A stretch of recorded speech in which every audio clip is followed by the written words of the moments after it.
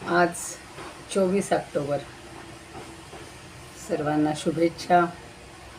गुरुवार आहे. गुरूंच्या चरणांना नतमस्तक होऊया. आज अगदी सगळ्यात महत्त्वाचा क्षण आहे, ज्याच्यासाठी श्रीकृष्णाचा जन्म झालेला आहे. मुख्य दैत्य किंवा राक्षस स्वतःचा मामा असूनही त्यांनी दुष्टपणा केलेला आहे. अशा कंसाला आणि त्याचे सगळे जे साथीदार चाणूर मुष्टिक या सगळ्यांचा उद्धार आज होणार आहे. तर तो आपण पाहूया.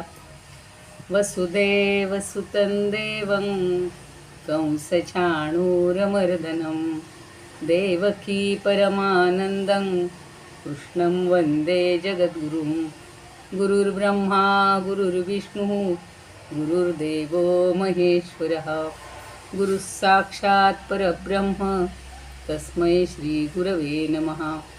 शांताकारं भुजगशयनं पद्मनाभं सुरेशं विश्वाधारं गगनसदृशं मेघवर्णं शुभांगं लक्ष्मीकान्तं कमलनयनं योगिभिर्ध्यानगम्यं वन्दे विष्णुं भवभयहरं सर्वलोकैकनाथं. यं ब्रह्मा वरुणेन्द्र रुद्रमरुतस् स्तुन्वन्ति दिव्यैस्तवैर् वेदैः साङ्गपदक्रमोपनिषदैर् गायन्ति यं सामगाः ध्यानावस्थिततद्गतेन मनसा पश्यन्ति यं योगिनो यस्यान्तन्न विदुःसुरासुरगणा. देवाय तस्मै नमः. देवाय तस्मै नमः. जय श्रीकृष्ण. सर्व श्रोत्यांना आणि भागवत भक्तांना सादर वंदन. काल आपण भगवंतांनी श्रीकृष्णांनी चाणूर वगैरेंचं जे काही म्हणणं आहे ते ऐकलेलं आहे. आणि ते सांगतायत, चाणूर म्हणतो की तुमच्याशी कुस्ती करावी, म्हणजे यांच्याशी कुस्ती करावी अशी श्रीकृष्णाची इच्छा होती. आणि म्हणून त्याचं स्वागत वगैरे करून भगवंत त्याला म्हणाले होते की आम्हीसुद्धा भोजराज कंसाची वनवासी प्रजा आहोत. ते प्रजा समजत आहेत बरं. आणि त्यांना आवडणारी गोष्ट आम्ही नेहमी केली पाहिजे, त्यातच आमचं उत्तम कल्याण वगैरे आहे.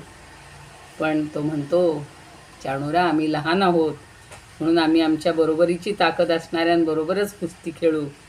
कुस्ती ही समान वयाच्या आणि समान शक्ती असणाऱ्यांची झाली पाहिजे. त्यामुळं अन्यायाचं समर्थन केल्याचं पाप कुस्ती पाहणाऱ्याला सभासदांना लाभणार नाही. तर चाणूरनी ओळखलेलं आहे, हा काही साधा नाही आहे. तो म्हणतो की तू आणि बलराम हे दोघेही बाल नाही आहेत, किशोरही नाही आहेत. तुम्ही बलवानांमध्येही श्रेष्ठ आहात. 1000 हत्तीचं बळ असणाऱ्या कोलया पिडाला तुम्ही सहज मारलेलं आहे. आणि म्हणून तुम्ही दोघांनी बलवानांबरोबरच लढावं. यात अन्याय मुळीच होणार नाही. आणि तू माझ्याबरोबर कुस्ती खेळ असं त्यांनी त्याला आव्हान दिलं होतं. आणि बलराम हा मुष्टिक बरोबर कुस्ती खेळेल. आता आज आपल्याला पाहिजे की चाणूर आणि मुष्टिकांबरोबर कुस्ती खेळताना त्यांचा उद्धार कसा झालेला आहे. शुकमुनी सांगतायत परीक्षितांना की श्रीकृष्णांनी चाणूराधिकांना मारण्याचं निश्चित ठरवलेलंच होतं. आणि चाणूराला स्वतः मारायचं आणि बलरामांनी मुष्टिकाला मारायचं असं ठरलेलं होतं. त्याप्रमाणे ते दोघांना भिडलेले आहेत. एकमेकांना जिंकण्याच्या हेतूनं त्यांनी हातांना हात बांधले बरं का. आणि पायात पाय अडकवून ताकदीनं आपल्याकडे दुसऱ्यांना ओढू लागले. आपल्याला आखाड्यातली कुस्ती कुठे पाहिली असेल गावाकडं वगैरे, तर हे सगळे त्यांचे जे हे आहेत त्यातले कौशल्याचा भाग जो आहे किंवा त्यातले जे आघात करण्याची पद्धत आहे, तर ती सगळी आता इथं वर्णन केलेली आहे. खूप खूप सूक्ष्म असं निरीक्षण आहे व्यासांचं. आणि भागवत ही भगवंताच्या भक्तीची कथा जरी असली तरी असं पुराण असलं तरी त्याच्यातून आपल्याला सगळ्या विषयांचं ज्ञान होतं. सगळ्या क्षेत्रातल्या सगळ्या विषयांचं ज्ञान होतं. इतके बारकावे कुस्तीतले सुद्धा आपल्याला माहिती नसतील तर ते सगळे आज आपल्याला कळतील. तर कोपरापासूनच्या हातांना हात, गुडघ्यांना गुडघे डोक्यांना डोकी आणि छातींना छाती टेकून ते एकमेकावर आघात करू लागले. जर त्यावेळेला व्हिडिओ काढण्याची पद्धत असती, आता आपण त्याचं चित्रीकरण करून पाहतो, पण त्यावेळेला जर प्रत्यक्षात केलेलं असतं आणि ते आजपर्यंत कसं टिकलं असतं.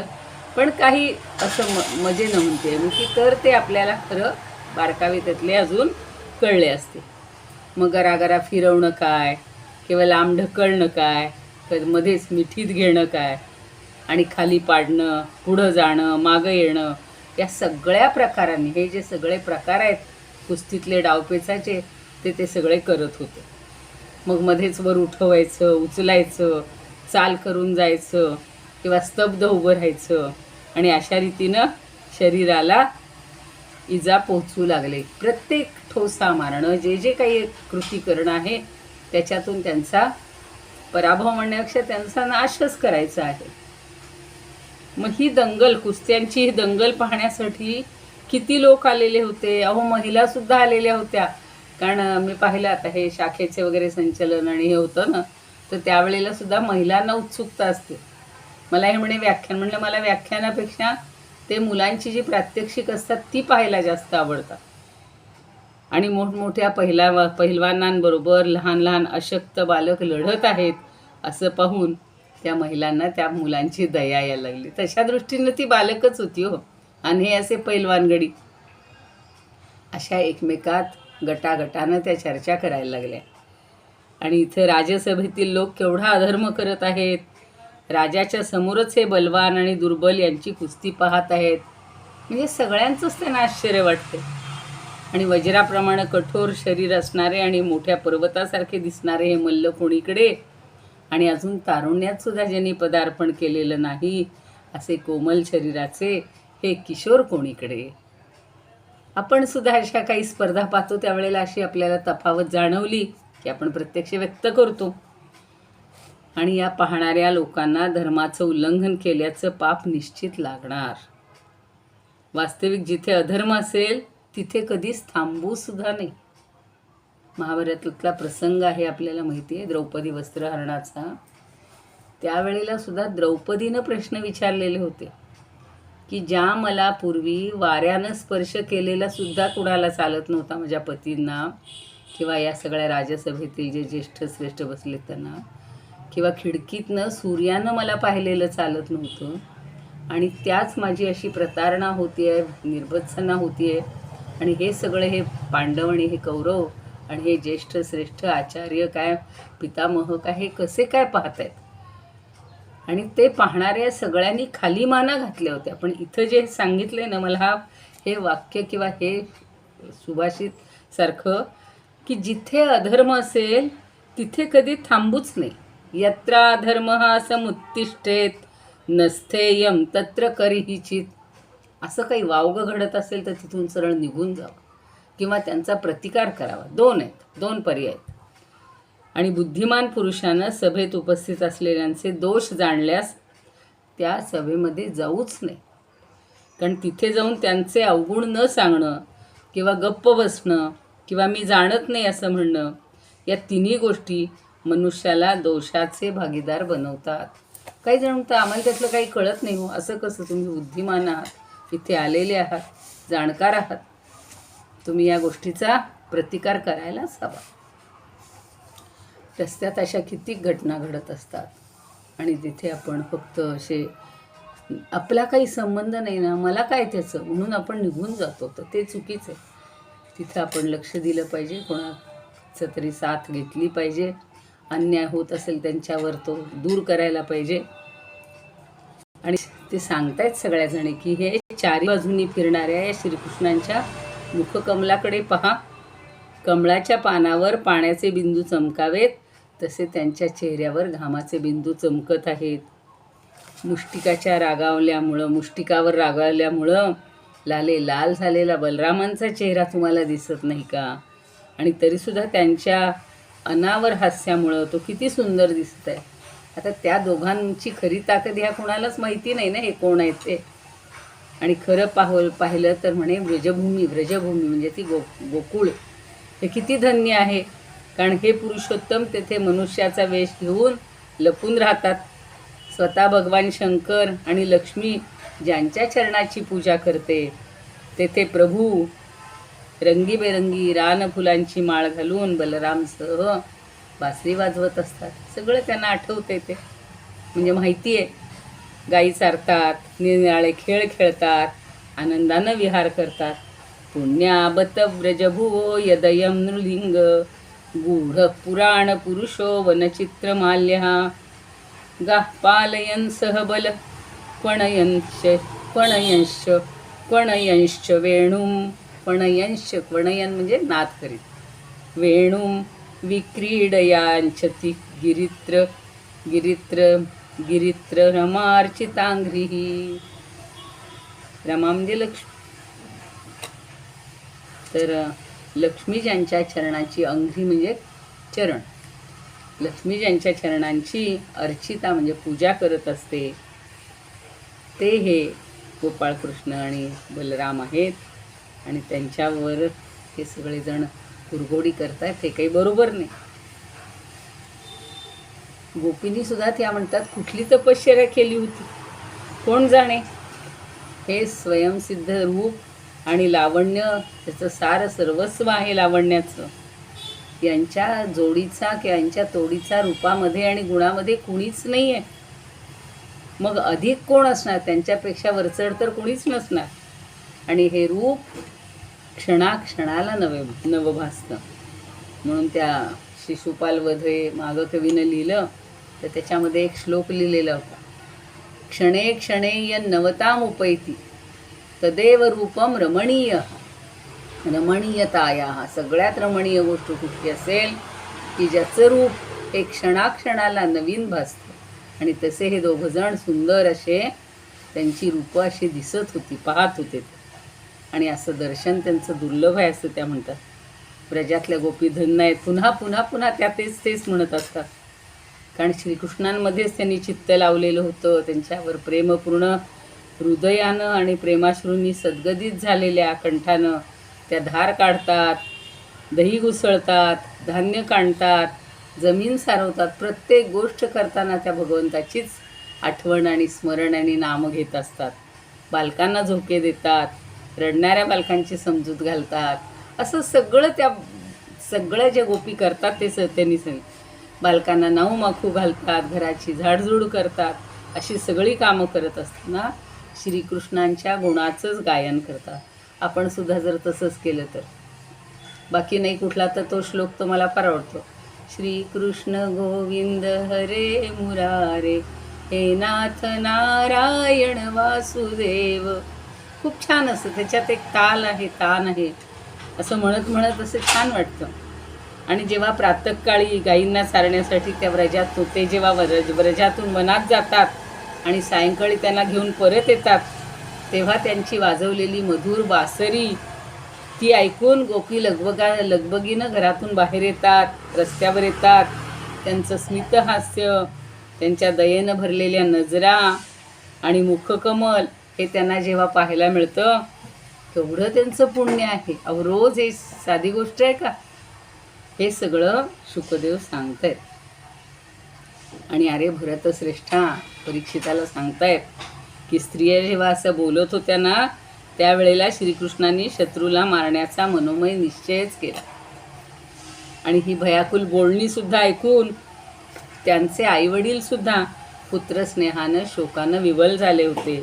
कारण आपल्या पुत्रांचं शौर्य त्यांना माहीत नव्हतं. तो बिचारे 12 वर्षे तिकडं आहेत. फक्त जन्म दिला मातेनं आणि पित्यानं फक्त त्या नंदाच्या घरी नेऊन ठेवलेलं आहे त्यांना, बाकी काही नाही. आता ते सारखे श्रीकृष्ण आणि चाणूर यांचे वेगवेगळे डावपेच चालू होते. कुस्ती लढत होते आणि बलराम आणि मुष्टिकसुद्धा तसेच लढत होते. पण वज्रापेक्षा सुद्धा कठोर असं भगवंताचं शरीर आहे आणि मृदुनी कुसुमादपी फुलांपेक्षा नाजूक आहे. तर अशा अंगाच्या रगडण्यानं वज्रासारखे ते कठीण आहेत.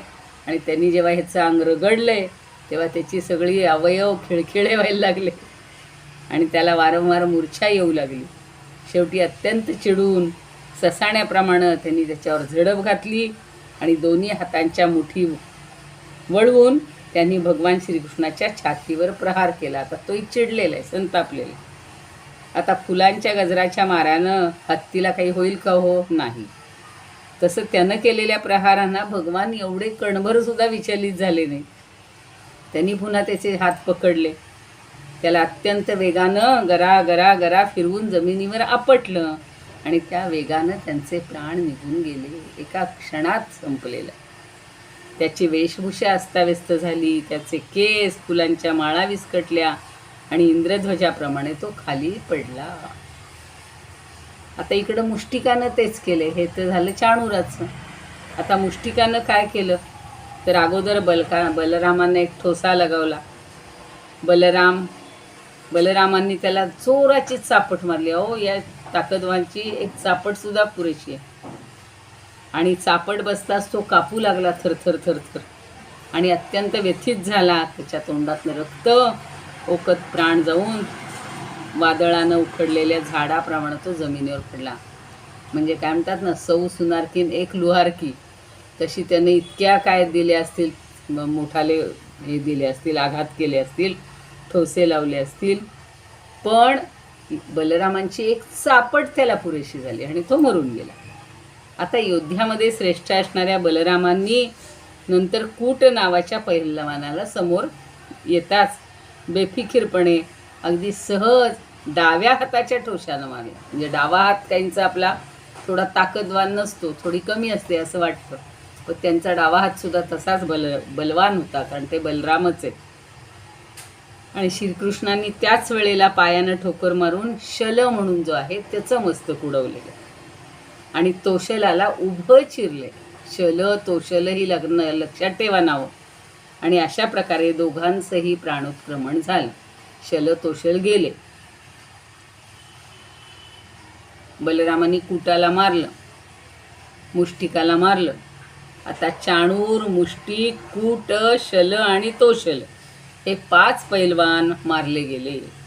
तेव्हा बाकीचे आपले प्राण वाचवण्यासाठी तिथून पळूनच गेले, त्यांच्या नादीच लागले नाही. नंतर भगवान श्रीकृष्णांनी आणि बलरामांनी आपल्या बरोबरीच्या सगळ्या गोपांना जवळ बोलवलं आणि त्यांना भिडून नाचत गात ढोलाच्या नादात आपल्या नुपुरांचा आवाज मिसळून ते विजयोत्सव साजरा करायला लागले. आपण पाहतो ना, जिंकलेली कशी अगदी टीम हे करत असते.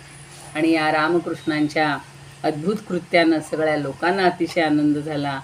कंसाखेरीज सगळे श्रेष्ठ ब्राह्मण आणि साधू पुरुष वा वा वा वा वाहवा करायला लागले, प्रशंसा करायला लागले. आणि मोठमोठाले पहिलवान मारले गेले किंवा पळून गेले हे पाहून भोजराज कंसानं आपली वाद्य वाजवणं बंद केलेलं आहे. आता त्याची इज्जतच गेली ना सगळी. आणि आपल्या सेवकांना आज्ञा केली, या वसुदेवाच्या दुराचारी मुलांना नगराच्या बाहेर हाकलून द्या. आता बघा, त्याला भेटणार आहे आपल्या शरीरावर, आपला जीव आता काही राहत नाही, तेव्हा आता त्यांना हाकलून द्या म्हणतात.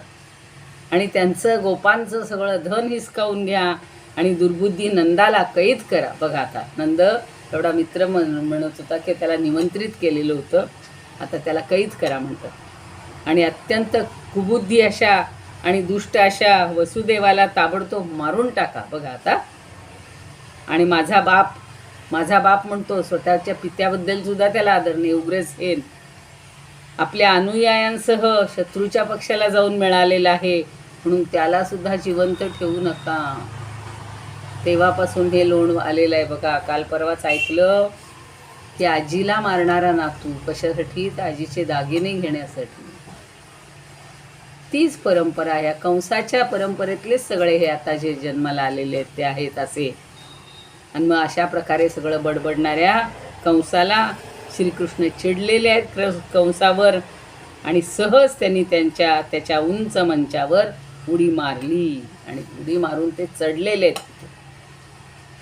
कंसानं जेव्हा पाहिलं की आपला मृत्यूच आता समोर येऊन उभा ठाकलाय, तेव्हा त्यानं लगेच सिंहासनावरून उठून हातात ढाल तलवार घेतली. अजूनही त्याला शक्तीचा आणि याचा पराक्रमाचा गर्व आहेच. आणि तलवार घेऊन तो प्रहार करण्यासाठी आकाशात उडणाऱ्या ससाण्याप्रमाणे कधी डावीकडे कधी उजवीकडे जाऊ लागला. आणि तेवढ्यात गरुडानं सापाला पकडावं तसं असह्य प्रखर तेज असणाऱ्या भगवंतांनी त्याला घट्ट पकडलं आणि त्याच वेळी कंसाचा मुकुट खाली पडला. भगवंतांनी त्याचे केस पकडले, त्यालासुद्धा उंच मंचावरून खाली आखाड्यात आपटले आणि स्वतंत्र आणि सगळ्या विश्वाचा आश्रय असलेल्या पद्मनाभांनी स्वतः त्याच्यावर उडी मारली. त्यामुळं कंसाचा तत्काळ मृत्यू झाला. कंसाला मरायला काही वेळ लागलाच नाही. जसा सिंह हत्तीला फरफटत नेतो त्याप्रमाणे त्यानं सर्वांच्या देखत कंसाचं प्रेत जमिनीवरनं फरफटत नेलेलं. आणि हे नरेंद्रा, त्यावेळी सगळ्यांच्या तोंडून हाय हाय असे मोठ्यांना उद्गार निघालेले आहे. म्हणजे जन्मभर इतरांना त्रास देणाऱ्या, पीडा देणाऱ्या देहाची मृत्यूनंतरही दुरवस्थाच होते, हे दाखवण्यासाठी हे सगळे उपाय झालेले आहेत. अत्यंत भयभीत होऊन कंस नेहमी श्रीकृष्णाचंच चिंतन करायचा. त्याचा उद्धार का झाला त्याचं आता उत्तर मिळते की भीतीनं का होईना किंवा दुष्टपणानं का होईना, अहंकारानं का होईना, तो सारखा भगवंताचंच नाव घ्यायचं, श्रीकृष्णाचंच चिंतन करायचं. म्हणजे आपण म्हणतो ना, जाता येता उठता बसता, तसं खाताना पिताना झोपताना चालताना बोलताना किंवा श्वास घेताना अशा सगळ्याच वेळी आपल्या हातात सुदर्शन चक्र घेतलेल्या भगवान श्रीकृष्णांनाच तो पाहत होता आणि त्यामुळं त्याला दुर्लभ अशी भगवंताची सारूप्य मुक्ती मिळाली. कारण दुष्टपणानं काहीना अखंड नामस्मरण केले. खरं हा मुद्दा खूप चांगला आहे. सनित्यदोद्विग्न धियातमीश्वरं पिबन वदन वा विचरन् स्वपंश्वसन् ददर्श चक्रायुधमग्रतो यस् तदेव रूपं दुर्वापमाप. असं दुर्लभ असं त्याला भगवंताचं सारूप्य ही मुक्ती मिळालेली आहे. म्हणजे भगवंताच्या स्वरूपाशी तो एकरूप झाला. आता अजून कंसाचे जे धाकटे भाऊ आहेत, कंक, न्यग्रोध असे 8 भाऊ होते. तर त्या भावांच्या मृत्यूचा बदला घेण्यासाठी, म्हणजे ते सगळे आपल्या मोठ्या भावाचा बदला घेण्यासाठी संतापून भगवंतावर धावले. आता ते मोठ्या आवेशानं युद्धाच्या तयारीनं येत असलेले पाहून बलरामानी त्याच्याकडं परीघ होता बरं का, परीघ नावाचं शस्त्र आहे. तर ते सिंह जसा पशूंना मारतो त्याप्रमाणे ते परीघ त्याच्या अंगावर टाकले. आपल्याला याच्यातला माहिती असेल ना, भूमितीतला परीघ म्हणजे गोल, ते गोल असं ते शस्त्र आहे. आणि त्यावेळेला आकाशात दुंदुभी वाजायला लागल्या. भगवंताचं विभूती स्वरूप असलेले ब्रह्मदेव, शंकर सगळे देव आनंदानं पुष्पवर्षाव करायला लागले आणि त्यांची स्तुती करायला लागले. अप्सरा नृत्य करायला लागल्या. ने दुर्दुंदभयो व्योम्नी ब्रह्मेशाद्या विभूतयः पुष्पै किरन्तस्तं प्रीता शशंसुर्न ऋतुस्त्रियः. सगळ्या स्त्रिया नृत्य करायला लागल्या, अप्सरा नृत्य करायला लागल्या. सगळ्यांनी फुलांचा वर्षाव केलेला आहे. तसं रावणाचा नाश झाल्यानंतर सगळ्यांना आनंद झालेला होता, सगळ्या देवांनी पुष्पवृष्टी केली होती. अगदी तसाच प्रकार हा आता कंसाच्या मृत्यूनंतर झालेला आहे. आणि मग महाराज सांगतायत, ते शुकमुनी सांगतायत परीक्षिताला की कंस आणि त्याच्या भावाच्या पत्न्या स्वजनांच्या मृत्यूमुळं अतिशय दुःखी झाल्या. शेवटी स्त्रियांचं दुःख आहेच की हो, त्या काही दुष्ट नसतात. त्या डोकी बुडवून घेऊ लागल्या आणि त्यांच्या डोळ्यातून अश्रुधारा वाहत होत्या. विनिघ्नन्त्यः शीर्षाण्यश्रू विलोचनाः. त्यांच्या डोळ्यातनं अश्रूंच्या धारा वाहत आहेत आणि उरबडवून त्या शोक करत होत्या. आणि वीरशय्येवर कायमची झोप घेणाऱ्या आपापल्या पतींना कवटाळून शोकग्रस्त झालेल्या त्या वारंवार अश्रू ढाळीत आक्रोश करू लागल्या. बिचाऱ्या स्त्रियांचा काय दोष आहे. आणि त्या म्हणतायत बघा, हा नाथ प्रियधर्मज्ञ करुणानाथ वत्सल त्वया हतेन निहता वयन्ते सगृह प्रजा. कृष्णाला उद्देशून म्हणतायत की हे नाथ, हे प्रियतमा, हे धर्मज्ञा, हे करुणामया, हे अनाथ वत्सला. त्या नवऱ्यांनाच उद्देशून म्हणतायत, आपल्या मृत्यूनं आमचाही मृत्यू झालेला आहे, आमची घरं आज आता उजाड झाली आहेत, आमची मुलं अनाथ झाली आहेत, असं आमची आमची म्हणतायत. आता आपली म्हणतच नाहीत, कारण ते गेले निघून. आणि हे पुरुष श्रेष्ठा, तुम्ही या पुरीचे स्वामी होतात, आपण गेल्यामुळं इथं उत्सव संपले, मांगल्य लयाला गेलं, आणि ही मथुरा नगरी आमच्याप्रमाणंच अशोभनीय झाली. आता यांचंही सगळं सौंदर्य संपलं. नवरा गेल्यानंतर तिचं जे सौभाग्य असतं ते संपलं, म्हणून आमच्यासारखीच ही नगरीसुद्धा अशोभनीय झाली असं त्या म्हणतात. आणि पुन्हा त्यांनाच ती हळहळ वाटतेय की स्वामी, तुम्ही काय केलं? या पुरीचे स्वामी होतात, त्यामुळे आपण गेल्यामुळे आता उत्सव संपलं, सगळं मांगल्य संपलं.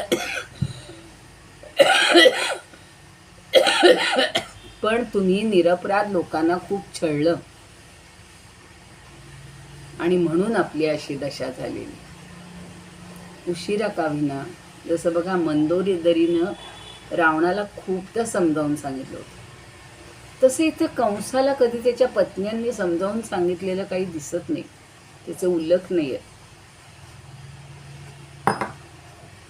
आणि म्हणूनच तुमची ही दशा झाली की निरपराधांना तुम्ही खूप छळलं, आणि जीवाला पीडा देणाऱ्या कोणाचं कल्याण?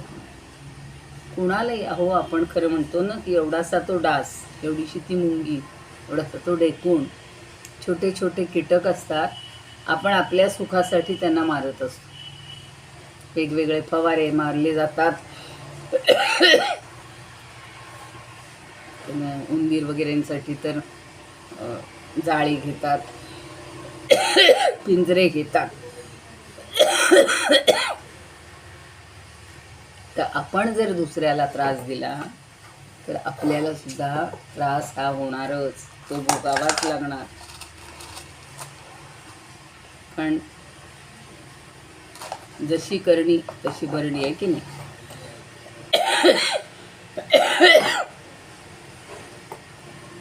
आपण जशी इच्छा करतो दुसऱ्याचं वाईट व्हावं, आपण म्हणजे त्या कंसाला ते उद्देशून बोलतो.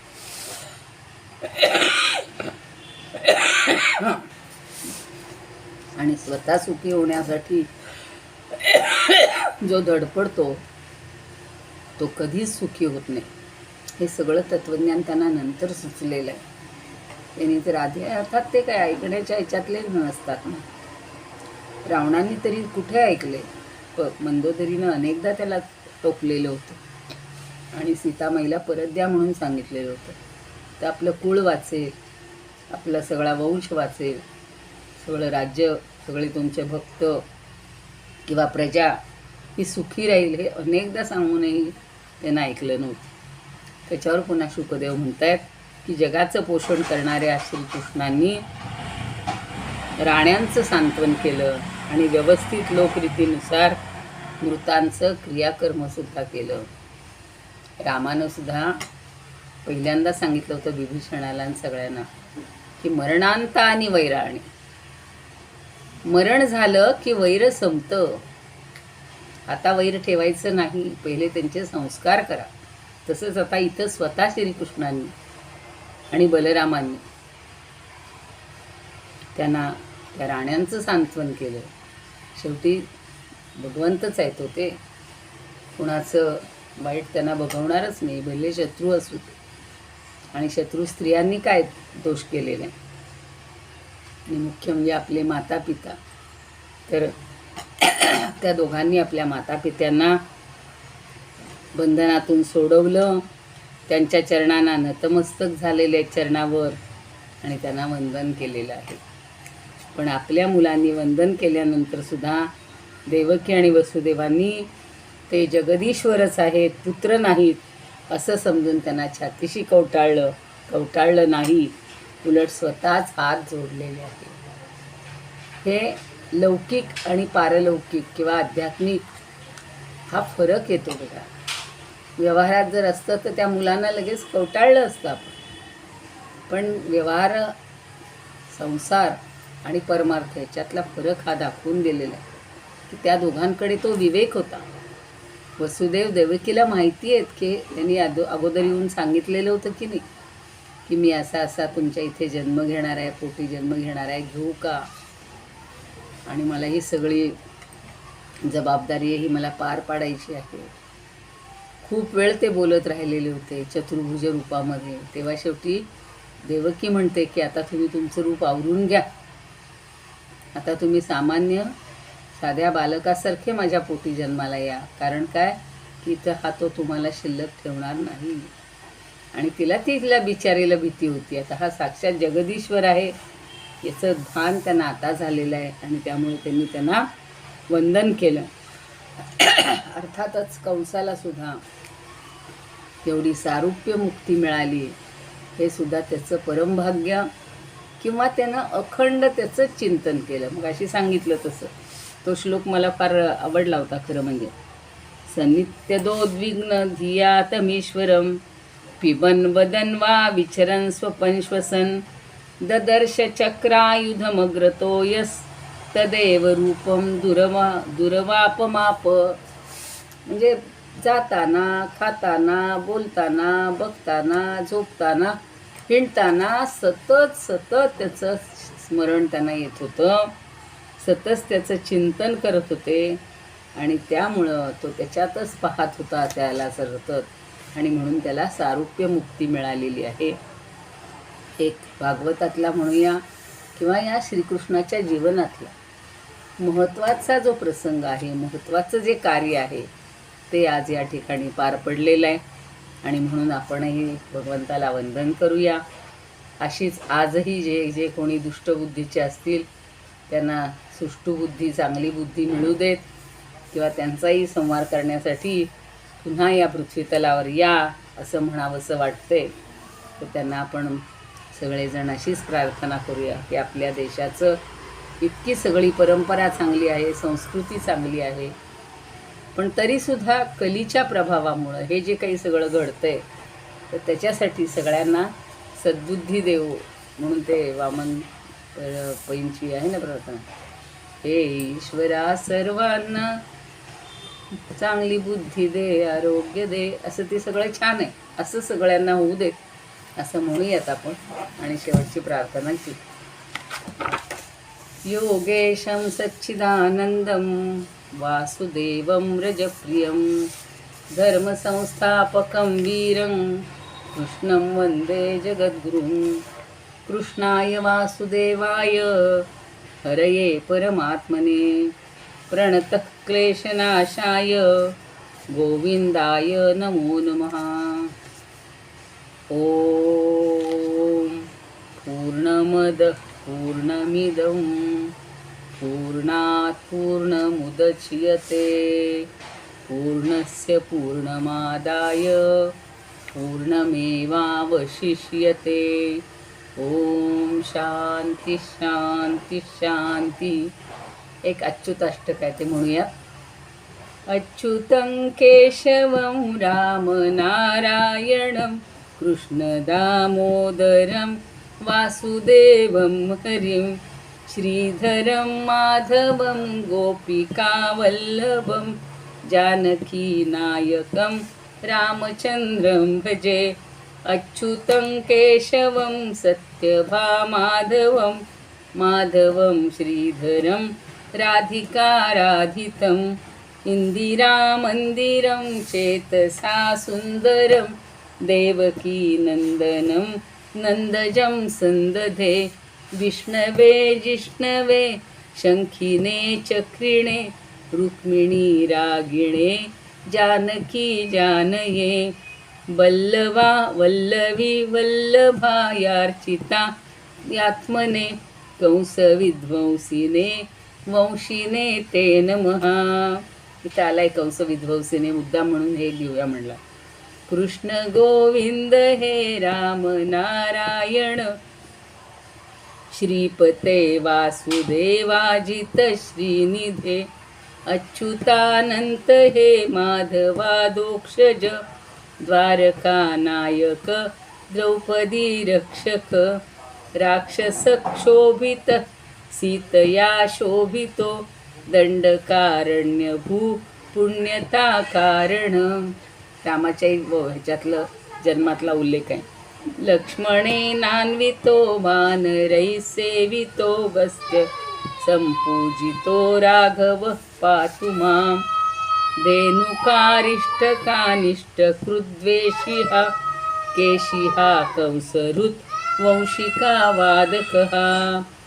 पूतना कोपक सूरजाखेलनो बालगोपालक पातु मां सर्वदा.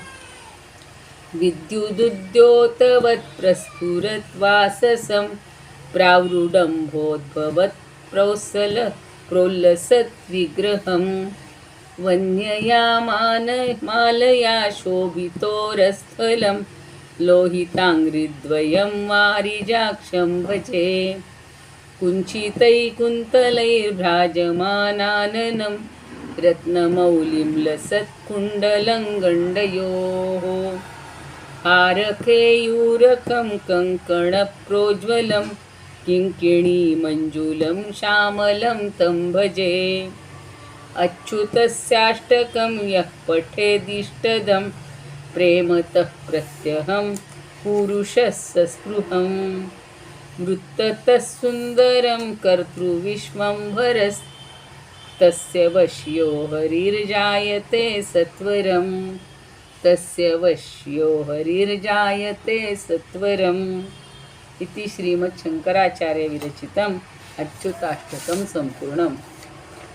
एखादाच मिनिट असेल आरतीची एखादं कडवं म्हणूया. जय हो जय श्री भागवता आरती करू तुझ भगवंता. श्री शुकमुनीने परम भक्तीने नाना परीने गायले जा हरिचरिता. आरती करू तुझ भगवंता. वेद तरुचे मधुर फळ स्वादुरसे जे सोज्वळ. आत्मा राम मुनी सकळ सेवुनी झाले जन सुफळ. पहा पर्वणी आली यवनी की अघहरिणी भवजलतरिणी ती पतिता. आरती करू तुझ भगवंता. जय हो जय श्री भागवता आरती करू तुझ भगवंता. येथे व्यासांची वाणी सार्थक हरिगुण गाऊनी. शास्त्र पुराणे मुकुटमणी परम प्रेमामृत जननी. सहज सेविता भाविक भक्ता उदार दाता मोक्ष तत्वता दे दाता. आरती करू तुझ भगवंता. जय हो जय श्री भागवता आरती करू तुझ भगवंता. गमते जणू मानस तीर्थ द्वादश सोपाने युक्त. निर्मल भक्ती जले भरित विहरे हरिहंसची चित्त. लोक सुखमळे संत द्विज कुळे सेवुनी रमले गान हरपले रस पिता. आरती करू तुझ भगवंता. जय हो जय श्री भागवता आरती करू तुझ भगवंता. अपार महिमा ग्रंथाचा वदवेना कोणासाच्या. प्राणची कीर्तनकारांचा मेवा कविवर संतांचा. जणू बोधाचा स्वयंप्रभेचा द्वादश कळीचा रवी अंतरीचा तमहरता. आरती करू तुझ भगवंता. जय हो जय श्री भागवता आरती करू तुझ भगवंता. ग्रंथ नवे हा श्रीकृष्ण गीते वेधी मन पूर्ण. अनन्य होता या शरण, खचित टळे जन्म मरण. त्रिताप जाती चिरये शांती, नाथ ही वदती कृष्णपदी ठेवू माथा. आरती करू तुझ भगवंता, जय हो जय श्री भागवता. आरती करू तुझ भगवंता, आरती करू तुझ भगवंता, आरती करू तुझ भगवंता. गोपाल कृष्ण भगवान की जय.